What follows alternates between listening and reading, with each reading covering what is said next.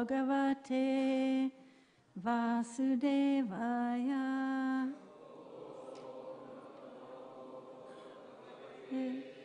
Vasudevaya.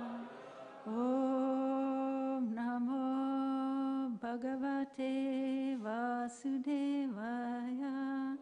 Om Namo Bhagavate Vasudevaya. Om Namo Bhagavate Vasudevaya.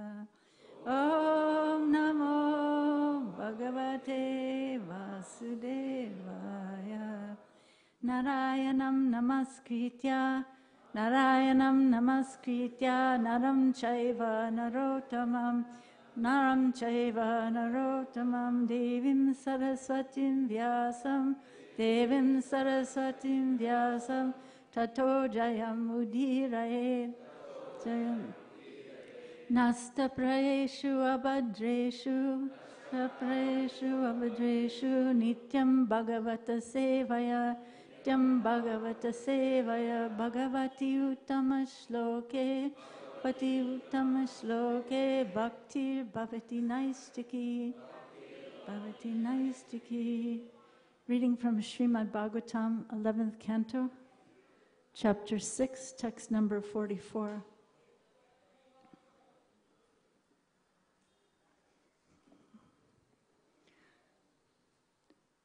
Tava vikriditam Krishna, Tava vikriditam Krishna, Tava vikriditam Krishna, vikriditam Krishna, Nrinam paramamangalam, Nrinam paramamangalam, Nrinam paramamangalam, Paramamangalam, Karna piyushamasadya, Piyushamasadya, Karna piyushamasadya, Tyajanti anya spriham janaha, Tyajanti anya spriham janaha, Tyajanti anya spriham janaha. Tava vikriditam Krishna, Ninam paramamangalam, Karna piyushamasadya, Tajanti anya spriham janaha. Please chant. Tava vikriditam Krishna, Paramamangalam,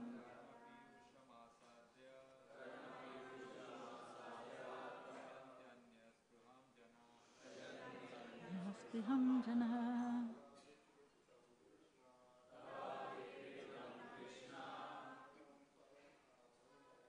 Ninam paramamangalam, Karnam piyushamasadya, Tajanti anya spriham janaha. Vaishnavis.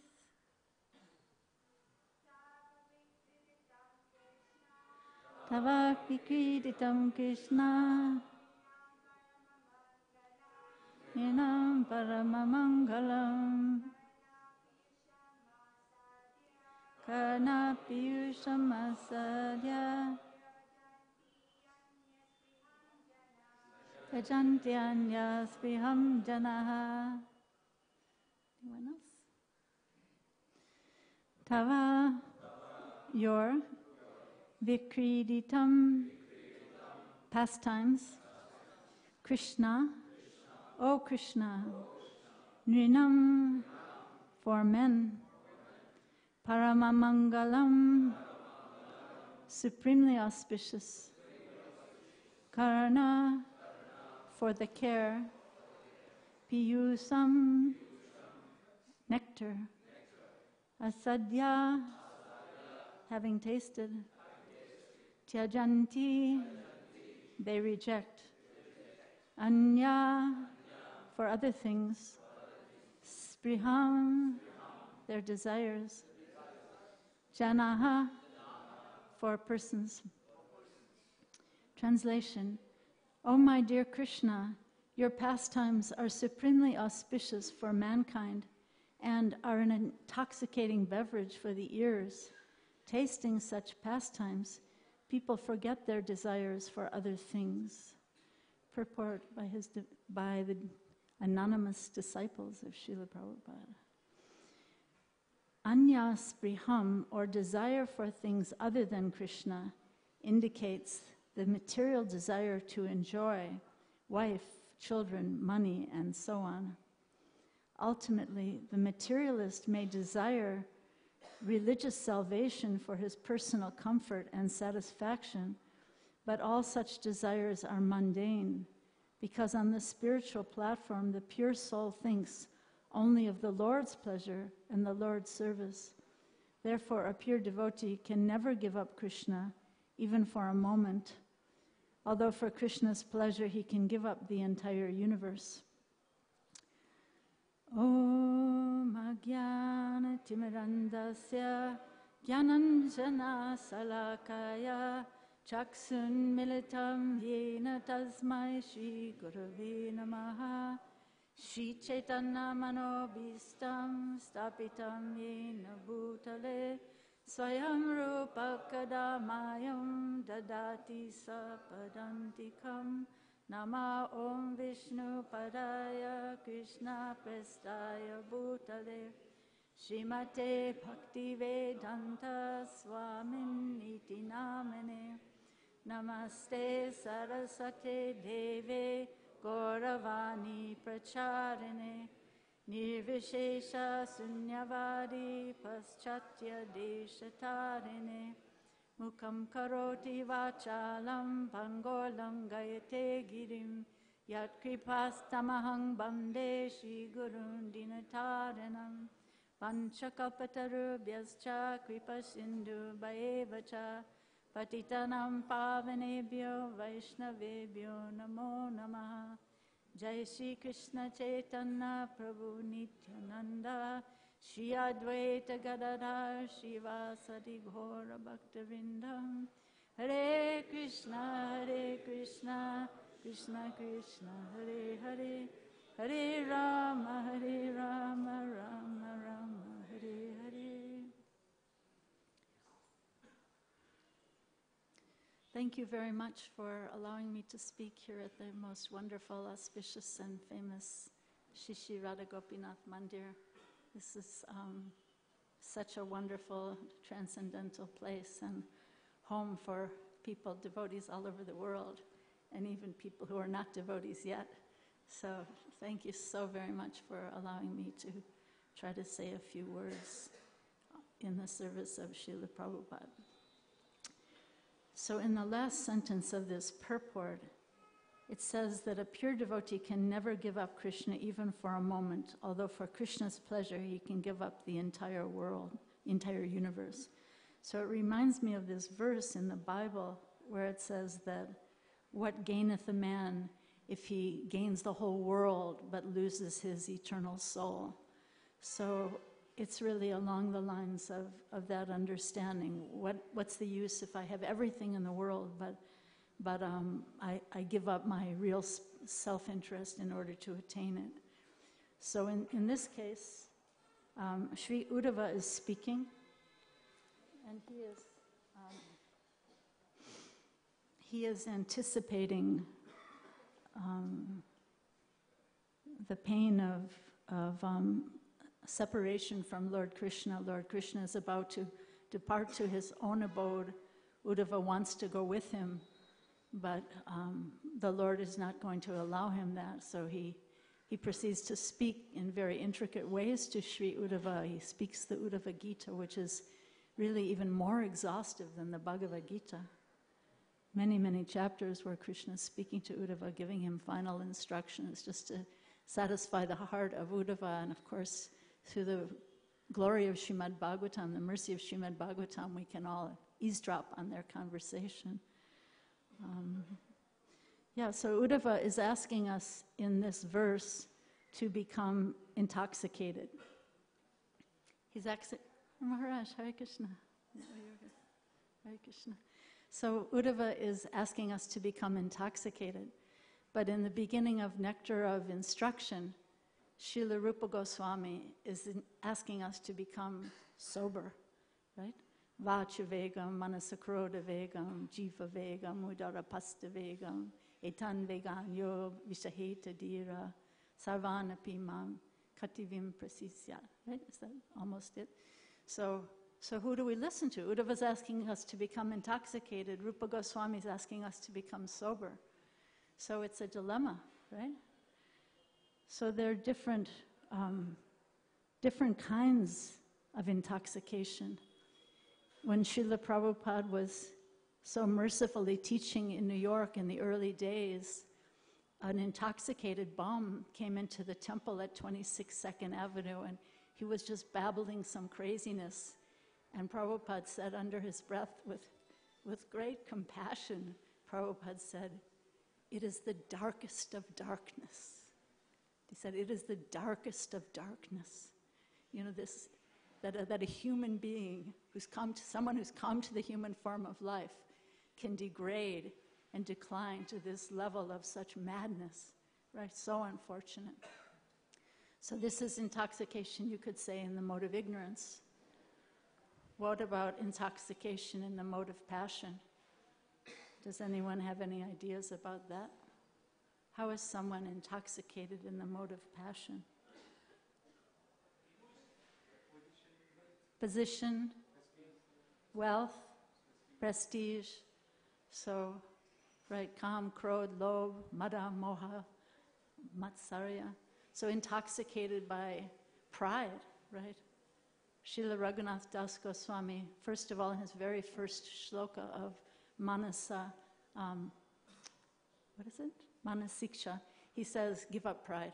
That's the first step. First, give up pride, and then you can proceed. So this intoxication of the mode of passion, right? I've created so much by my own power, by my own greatness.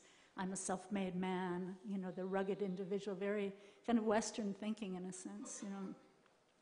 Very different from the traditional Indian thinking when people realize that it's just by the grace of my spiritual master, by the grace of so many blessings I've received in my life that I've come to this place. And then people become charitable, just like the lady, is it Lady Northcott? Lady Northcott orphanage. So someone was feeling, I've been so blessed in my life, let me give back, right? Let me give to people who are less fortunate than myself. This is the humility of knowledge. Right? Even philosophers, you could say, what about intoxication in the mode of goodness? What would someone say about that? Any ideas of that? Intoxication in the mode of goodness. Yes, Prabhu? Become conditioned by feelings of happiness, or sometimes philosophers, intellectuals who are engaging with their minds and their intellects on such a high level, they become intoxicated with that kind of a pride. It's a little different from the pride of the stock exchange where everyone's, the stocks went up, the stocks went down. That's a different pride. But even in Lord Chaitanya's prayers where he says, Nadanam najanam nasundarim kavitam ba jagadisha kamaye, we usually hear it translated as, I don't want any wealth, I don't want any followers, I don't want any beautiful women. But another way of understanding the Sanskrit is that I don't want the ability to write any beautiful, to have a beautiful prose style, to be a great writer, to be famous as a great writer with a great prose style, kavita sundarim, right? So there's so many different types of intoxication. But Uddhava is asking us to become intoxicated by Krishna's Paramamangalam pastimes, these beautiful pastimes of Lord Krishna. So sometimes it's said that we have 2 ears and they're always open, and we have 1 mouth and it's by nature closed. So what does that mean? We should, in fact, we're always hearing, even if we're not trying to be hearing. You know, at night the dogs are barking, you know, all day long you can hear the birds, you can hear the traffic, we're always hearing.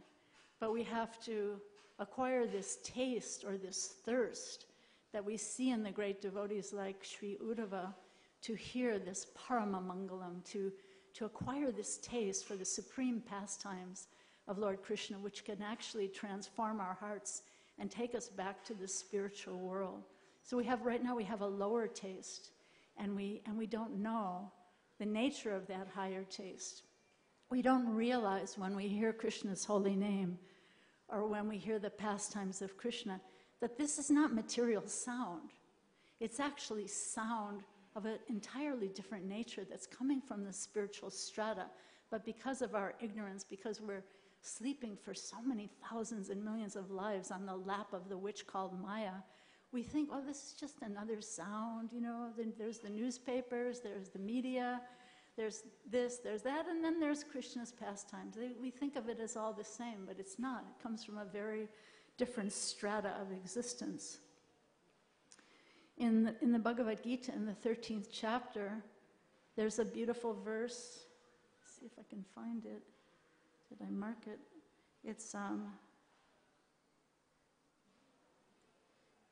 Srila Prabhupada explains that those who are not conversant with, let me see if I marked it. Yes, it's an important verse in the 13th chapter of Bhagavad Gita, text number 26. Anye tvevam ajannanta shrutivan ebhya upasite tepi chati tava mrityum shruti parayanaha. So he's saying, Krishna is saying in this verse to Arjuna that there are those who are not conversant, like us, in spiritual knowledge, and they can also begin to worship the Supreme Person by hearing about him from others. And because of their tendency to hear from authorities, they can also transcend the path of birth and death.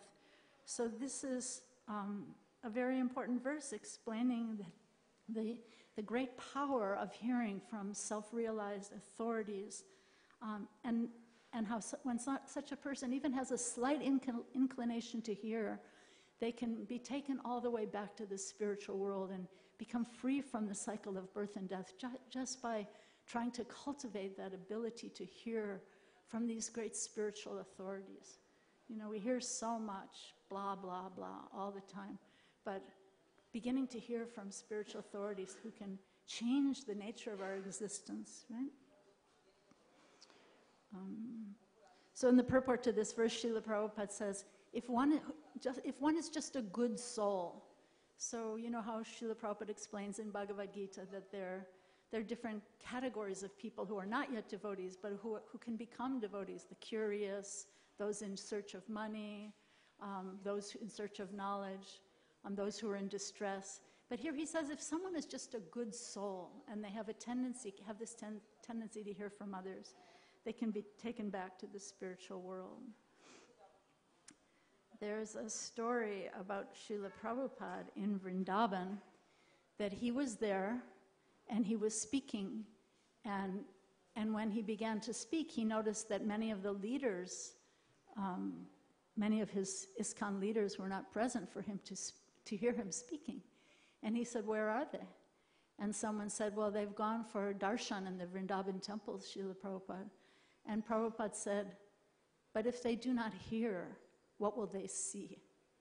It's a very instructive story. If they do not hear, what will they see?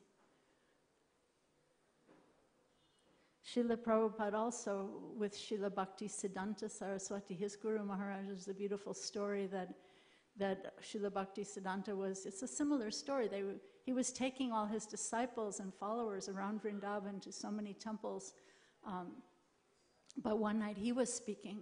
But most of the devotees went off to see the Adikeshava temple, but there were very, very few who were there to hear from him. And our Srila Prabhupada was one of those few. And Srila Bhakti Siddhanta Saraswati later said, I have marked this boy. He hears nicely. So it's a very, very important thing not to be taken cheaply, right?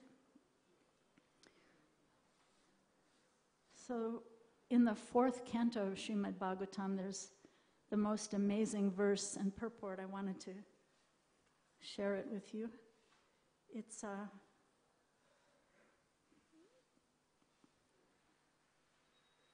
This is something else here. Yes. Well, I wanted to quote this verse. Satam prasangat mama virya samvido vajanti hrit karna rasayanakata yet taj josanat asva upavarya vartmani shraddha rati bhaktir anukramisyati. So this is not the verse I was mentioning. This is a verse from the 3rd canto of Srimad Bhagavatam. But it's a very important verse that explains really the process, how it works.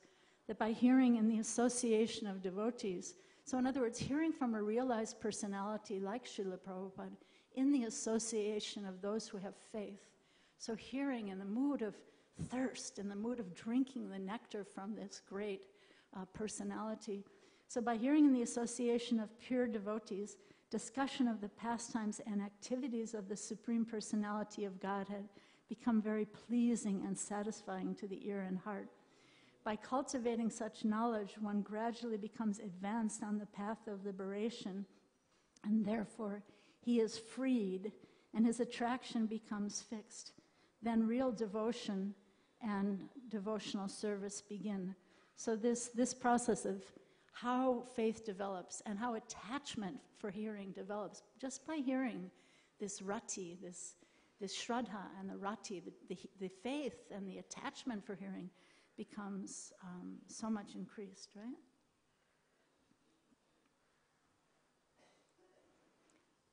So if someone hears nicely, they will be able to speak nicely.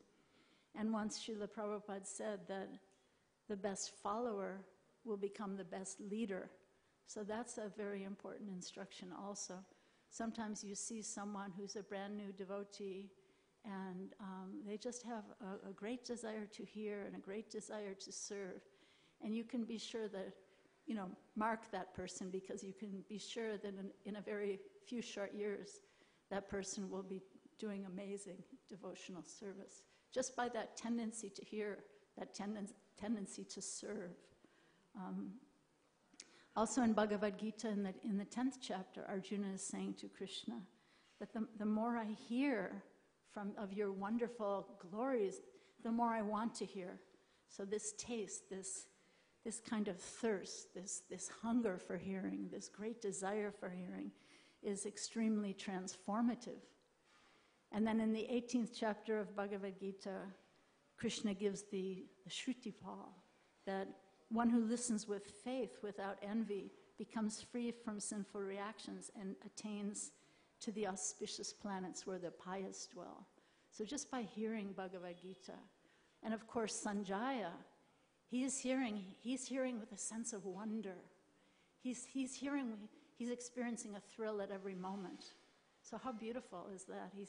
He's hearing with a sense of wonder, experiencing, his hair is standing on end, and he's experiencing a thrill at every moment. That doesn't happen to me in Bhagavatam class. So we can try to come to the point of hearing the way Sanjaya has heard and these great devotees have heard. So the one I wanted to read to you from the Srimad Bhagavatam is from the 4th canto. There's so much in this beautiful purport. This is from the prayers of Maharaj Prithu from the 4th canto. But you probably know the verse. It talks about how I'll read it. My dear Lord, you are glorified by the selected verses uttered by great personalities. Such glorification of your lotus feet is just like saffron particles. When the transcendental vibration from the mouths of great devotees carries the aroma of the saffron dust of your lotus feet, the forgetful living entity gradually remembers his eternal relationship with you. Devotees thus gradually come to the right conclusion about the value of life. My dear Lord, I therefore do not need any other benediction but the opportunity to hear from the mouth of your pure devotee.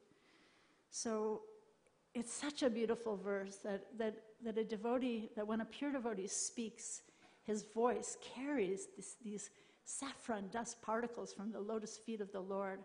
How amazing is that? And there's just so much in this purport. But Srila Prabhupada says that the, let me see where it is that I wanted to read. He says, I'll just read one paragraph. He says, a pure devotee always engages in the service of the Lord, taking shelter of his lotus feet, and therefore he has a direct connection with the saffron, mercy, particles that are strewn over the lotus feet of the Lord. Although when a devotee speaks, the articulation of his voice may resemble the sound of this material sky, the voice is spiritually very powerful because it touches the particles of saffron dust on the lotus feet of the Lord. As soon as a sleeping living entity hears the powerful voice emanating from the mouth of a pure devotee, he immediately remembers his eternal relationship with the Lord, although up until that moment, he had forgotten everything. So there's more, but such a beautiful, stunning, one of the most ecstatically stunning verses and descriptions in Srimad Bhagavatam, right? So we're asked to become hungry, thirsty for this kind of intoxication. Although in the beginning it just sounds like ordinary words, like the holy name. You can't say the words of the mantra. They're not words. They're actually not words. And if we can just begin, focus our attention on the very first Hare of the mantra, and then try to catch the sound, we can be so blessed and be so fortunate just by truly hearing the sound of the mantra and hearing Srimad Bhagavatam. When Lord Chaitanya was hearing from Ramananda Roy, it's interesting, Lord Chaitanya himself was hearing from Ramananda Roy, who was appearing to be a materialistic governor of the state of Madras. He had so many, he had a big entourage, so many people who were his assistants. And Lord Chaitanya, the great Mahabhagavat sannyasi, of course, we know him as Krishna himself, he wanted to hear from Ramananda Roy because Ramananda Roy was such a pure devotee. Of course, Ramananda Roy was actually Vishaka. So Vishaka is considered our guru. She's the guru of all the arts to teach us all the arts of Lord Krishna. So even Lord Chaitanya hears from a guru. He was hearing from Guru Vishaka.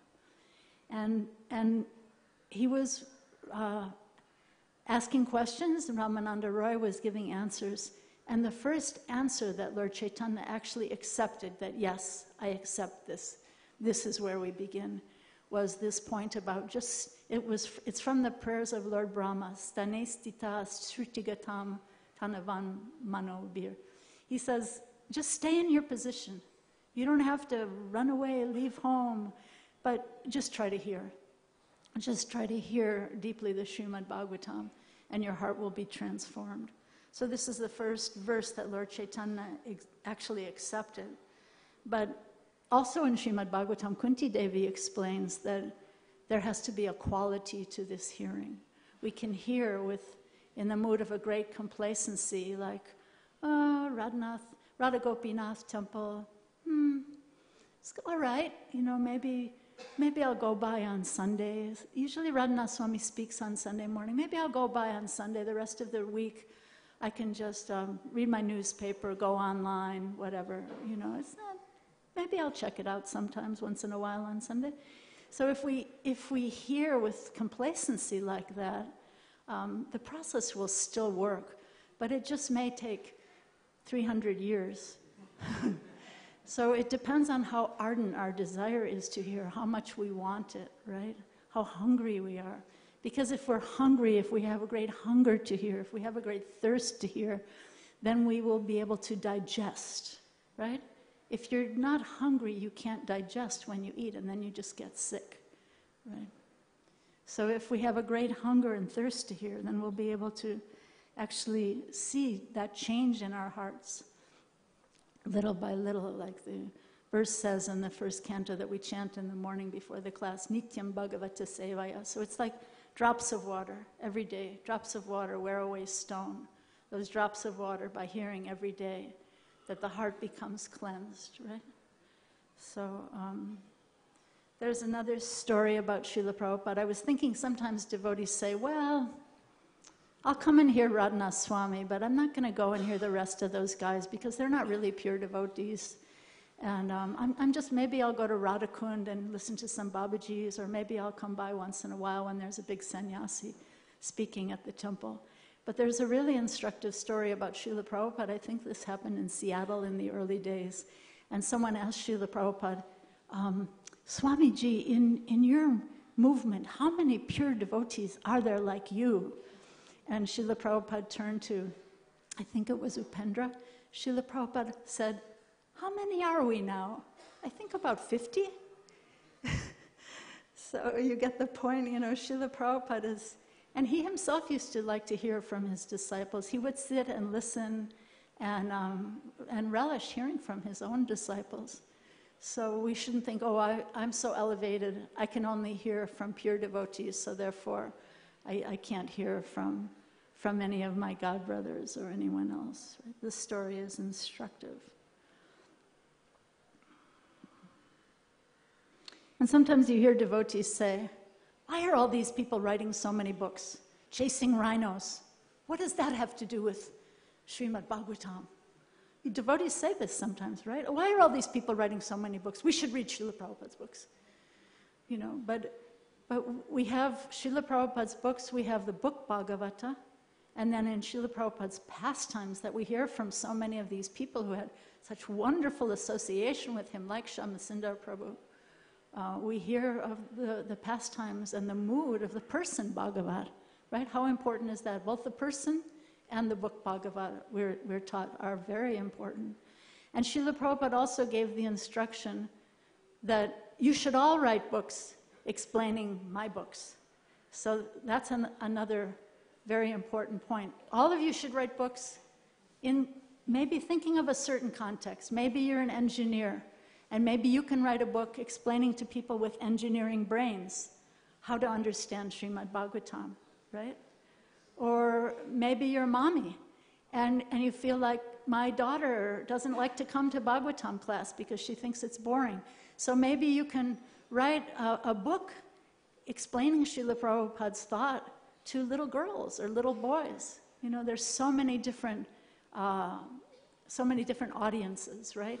And people need to hear in context in a way that they can understand, because what happens is, even though our ears are always open, still we sort of have flaps over them and we don't really hear. But if things can be explained in context that has a context to my own life, then people's ear holes can be more open,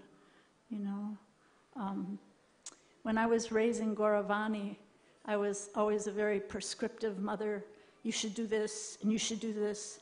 And my husband sometimes would say to me, he said, when someone is speaking and someone is listening, who's controlling the conversation? So what's the answer to that? Someone's speaking and someone's listening. Who's controlling the conversation? What do you think? Huh? The person is listening, right? So you might be blah, blah, blah, saying so many things. You should do this, and you should do this, and you should do this. But the person who's listening is controlling, because they can stop listening at any moment if we're not speaking in a way that they can understand, that will be relevant to them and their own place. Speaking to a teenager is different from speaking to a PhD engineer or something like that, right?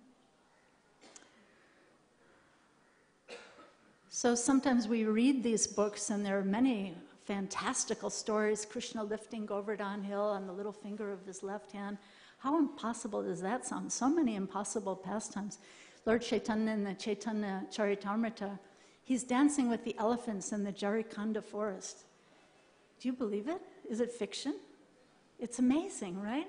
We might think, well, I kind of believe it, but maybe it's impossible. Maybe Krishnadas Kaviraj Maharaj is just kind of, maybe dressing it up a bit, maybe it's not really true.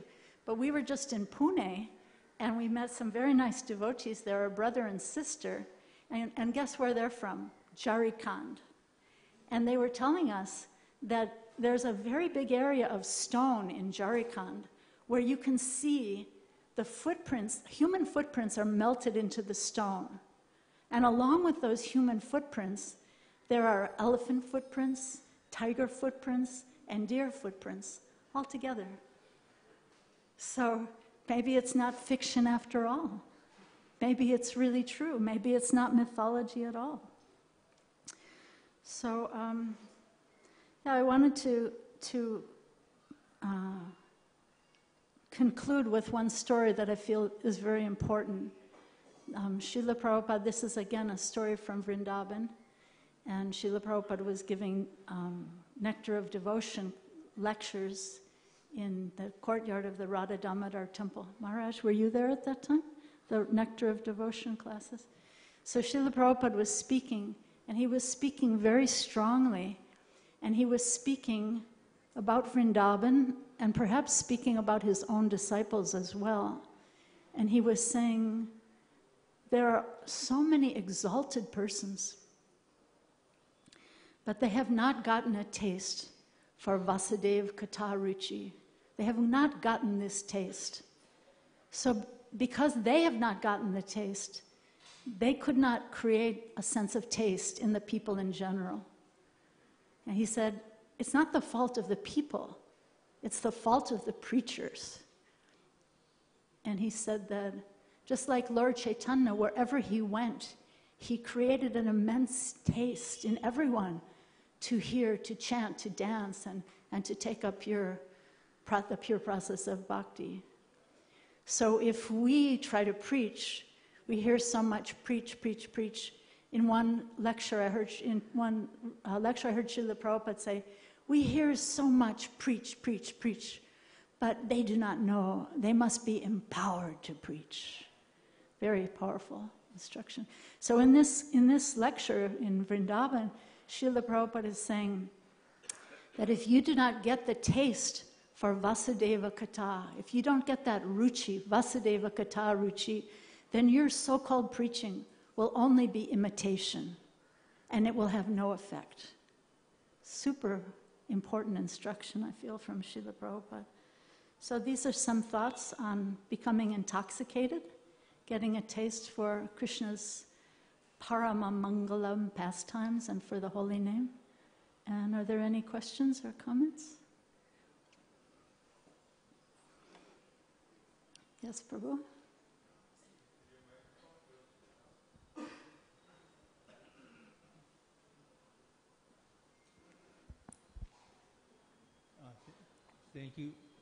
Thank you for that very wonderful class. There's so many wonderful points in there.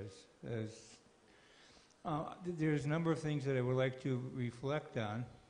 When you were speaking about just the importance of attentive hearing, I was reminded of the pastime in the first canto when the sages of Naimisharanya are Sutta Goswami had just entered the assembly, and Sutta Goswami is speaking to them, and he uses a particular word. The Sanskrit word is nivishta. And Srila Prabhupada defines that word nivishta as meaning drinking nectar through the ear. And Prabhupada translates the verse and describes in the purport how Sutta Goswami was listening so attentively, he was drinking the nectar, the words from Shukadeva Goswami through the ear. And then Prabhupada explains in the purport, it may also be, Vyasadeva may also be saying it in the verse, I'm not sure.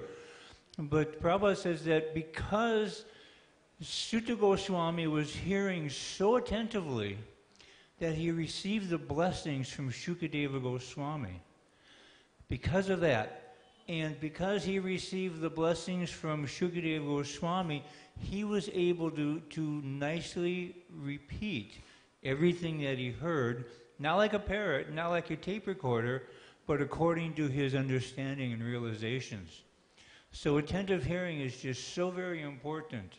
And we can see from this example of Sutta Goswami that was, according to the verse, his main qualification for being able to recite Srimad Bhagavatam, presented for the second time. I wanted to thank you for that. Also, when you were speaking of Srila Prabhupada in giving lectures in Vrindavan, and a lot of his leading disciples were out taking darshan. And Prabhupada said, if they do not hear, what will they see? And I was reminded of two different instances. Srila Prabhupada gave a similar lecture, or at least portion of a lecture. He gave this in Vrindavan in India and in New Vrindavan in West Virginia. And he's answering the question, what will they see? And Prabhupada in these two lectures, he uses the terms Archa Vigraha and Galagraha. Archa Vigraha, we know, is the deity form that we worship so the Lord can accept our service.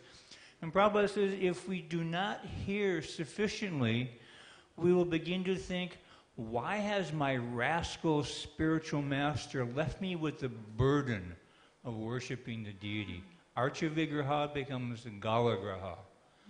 And he said that this is due to insufficient hearing. And he was specifically referring to Srimad Bhagavatam class.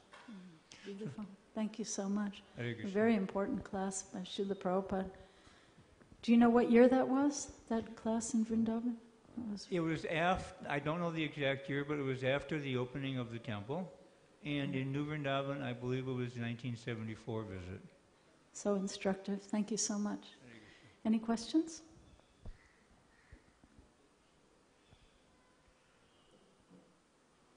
Yes? Hare Krishna.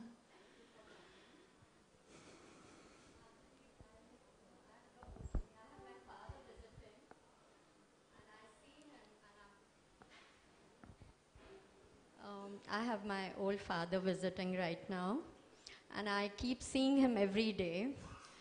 He, and from many years, he's also associated with ISKCON in Detroit, and he's also been chanting, and he does so much noble work, but still he has so much rus in him, rus in the sense he wants to enjoy everything.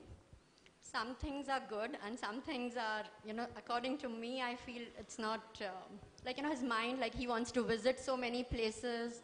So I was just wondering, what if I become like this, everywhere I want to go, and when you get old, you have your limitations. You can't keep going alone everywhere, and people also cannot accompany you everywhere. So how do we become that dry cotton? And if we are wet cotton, even at that old age, we will be still lingering, so how do, even with chanting? It depends on our desire, right? The whole material world, according to the 15th chapter of Bhagavad Gita, is based on this illusion of desire. The spiritual world is the real tree, and the material world is the reflected tree. And what is it reflected on? Our desire. So it depends on how burning our desire is. And among the American devotees, we have a joke, though. When we come to India, we say to the devotees, is your mother a devotee? Is your father a devotee? And usually the devotees in India will say, well, my mother, she chants 16 rounds, but she's not really a devotee. My father, he's chanting about 8 rounds, but he's really not a devotee. And we always have a good laugh over that because, in fact, these are devotees. Prabhupada used the example of the ripe mango and the unripe mango, right? So we have to understand that even an unripe mango will one day be a mango, a ripe, juicy mango, sweet mango. So we have to have patience. Of course, it's always a balance between patience and enthusiasm. We can be so patient that we can't even make it up in the morning, and we can become so enthusiastic that we're causing so much pain to other people through fanatical thinking. So that balance is important, but have patience with your parents. And I think the great example of Srila Radhanath Swami is that he's always very strict with himself, but very patient with other people. Whereas we have other leaders in the past, we've had so many headaches, so many problems in ISKCON, leaders who are, you should do this, get out, all this kind of thinking. And they were more strict with other people than they were with themselves. So we can see which example we want to follow and what will be the Palena Parichite. You can see the results of this great preaching. Govardhan Eco-Village, Radha Gopinath Mandir, Pune, all these most amazing temples, off the charts, amazing, amazing temples with beautiful preaching programs and beautiful devotee relationships, right? By valuing the people over the projects thrive. So this comes from being strict with ourselves and being very patient and encouraging to others. Is that helpful? Thank you. Yes.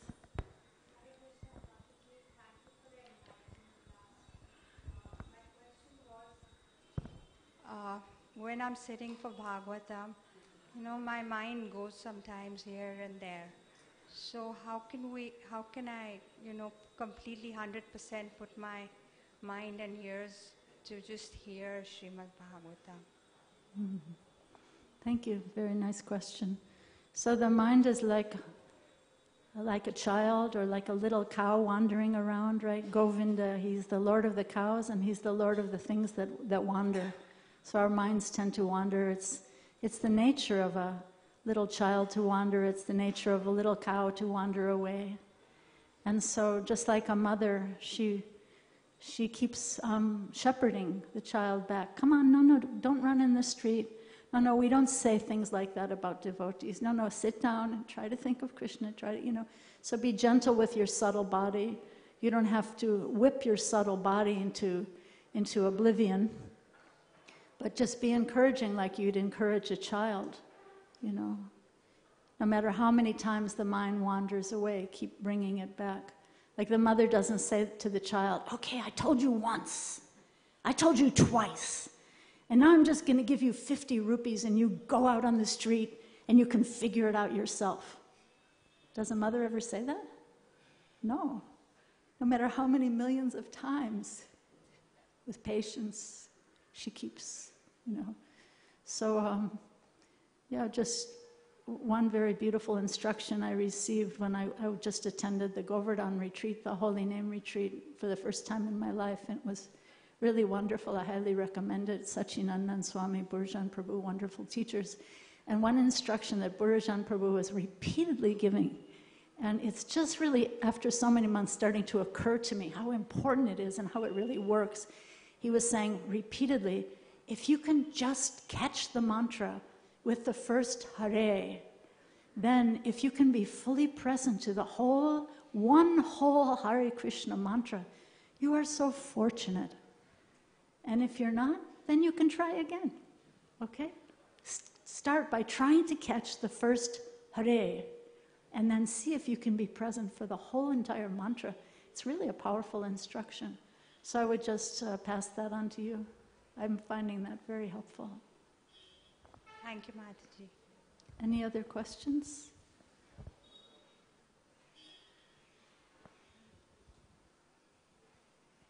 Yes, Prabhu?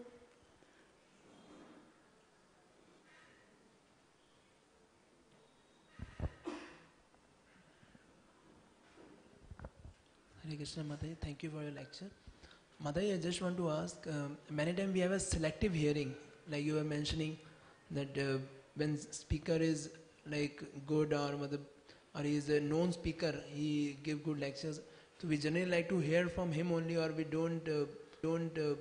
So many times we discriminate between the speakers, who is speaking, who is not. So I just want to know how to overcome this tendency. What do you think is the source of that tendency? Can anyone say? Can you say, or can anyone say? Where does that come from? That selective hearing, when I only want to hear maybe Kirtan by Gauravani and Vishwambar, or I only want to come to class on Sunday morning when I know Radhanath Swami is speaking. Where does that come from? Can anyone say? Any thoughts? Do you have a thought? What? Immature understanding. What else? What? Wicked mind. Well, where does a wicked mind come from? What's the beginning of a wicked mind? Anyone else have a thought? What? Envy. What else? Good. What else? I'm better than others. I can speak just as good as he can. Why do I have to sit in the Bhagavatam class and listen to him? I was initiated 2 years before him. Why do I have to sit and listen to him? He's such a neophyte and he's so puffed up. And he eats too much prasadam. Why should I have to listen to him? You know, it's like pride. It's envy sitting in the heart. And the fact is, even like, for example, today, if the most unqualified barbarian person gives a class, you can still find maybe one word that can sustain you for the day, and maybe even more than the day, maybe even for a week, maybe even for a lifetime. Sometimes your whole life can shift by something you heard in a Srimad Bhagavatam class. So, but if we have to be hearing in this consciousness of Akinchana Gochara, the Kunti Devi, because talking about pride, what does Kunti Devi say in her prayers? Janmaishvarya Shuta Shribir, Edamanama Dakpuman, Naivarhatya Bidatam Vai, Tomakinchana Gocharam. So all of these things, pride of birth, Janma, Aishwarya, wealth, power, Shuta, great learning, Shribir, beauty, all these things, we're talking about intoxication, right? These are all different brands of intoxication. Like you can be driving around the neighborhood and see some liquor store, oh, such and such liquor store. That's one brand of intoxication. All these others are also brands of intoxication. Pride in birth, pride in power, pride in wealth, pride in beauty, pride in... It's all intoxication. And this is our disqualification. This is why we can't hear. Because we're so disqualified being intoxicated by pride. And in this way we go on sleeping on the lap of the witch called Maya, life after life after life. But the fact is we should take it seriously. We should take it as urgent because we've come so close. Now you've come so close, right? You're in touch with Srila Prabhupada's books. Maybe you have Diksha. Maybe you're on the route to getting Diksha. We've come so close. So why not take it seriously and just finish our business and go back to home, back to God at the end of this life? Depends on how we hear, right? So thank you all so very much. Hare Krishna.